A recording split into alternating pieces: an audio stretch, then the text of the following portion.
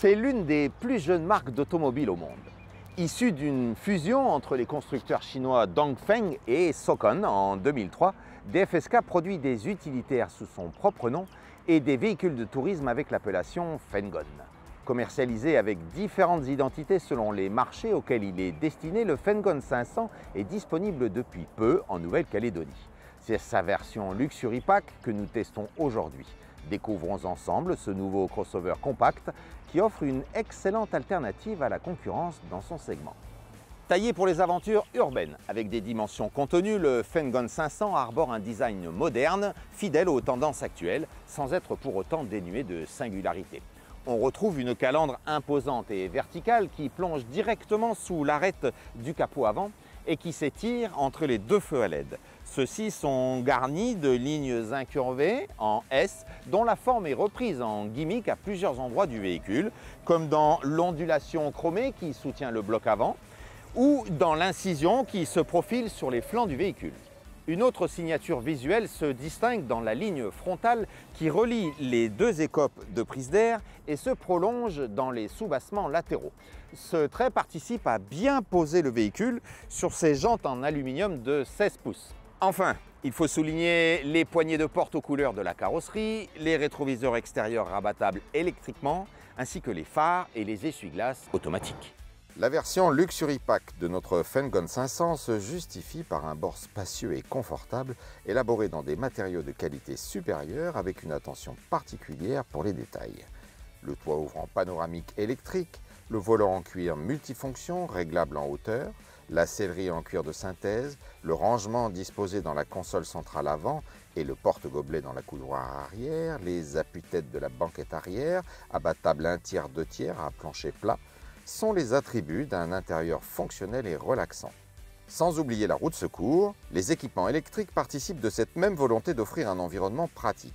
L'ouverture et le démarrage sans clé, la fermeture centralisée, les lève-vitres électriques avant-arrière anti-pincement, les liseuses avant et arrière, les pare-soleils avant éclairés avec miroir de courtoisie, la climatisation, les prises USB et 12 volts, le Bluetooth et la réplication du téléphone, l'écran tactile 7 pouces et le compteur combiné mécanique avec écran TFT 3,5 pouces répondent aux standards des dotations actuelles.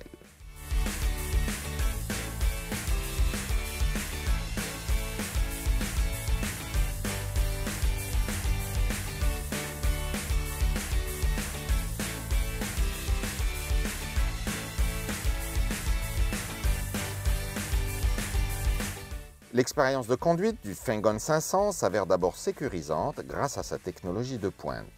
La fonction Auto Hold du frein automatique, le régulateur de vitesse, l'enregistreur des données de la route, le contrôle permanent de la pression des pneus, le répartiteur électronique de freinage avec anti-blocage, l'antidémarrage, les avertisseurs de porte ouverte et de ceinture non bouclée, la caméra de recul et les radars avant et arrière fournissent un sentiment de confiance qui accompagne chaque déplacement.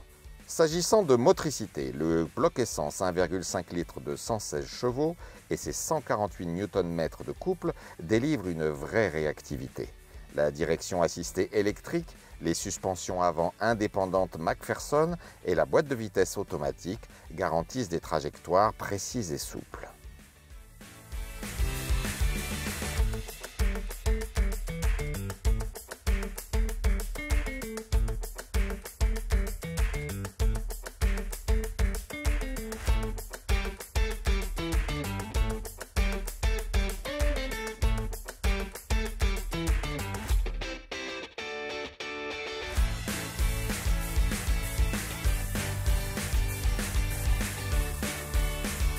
Le positionnement du Fengon 500 est parfaitement ajusté. Ses dimensions extérieures et intérieures, adaptées à un usage intramuros comme à un transport sur de longues distances, son niveau d'équipement et la qualité de ses finitions, ainsi que des conditions tarifaires très avantageuses de sa version Luxury Pack, lui permettent de faire une entrée remarquable sur le marché calédonien.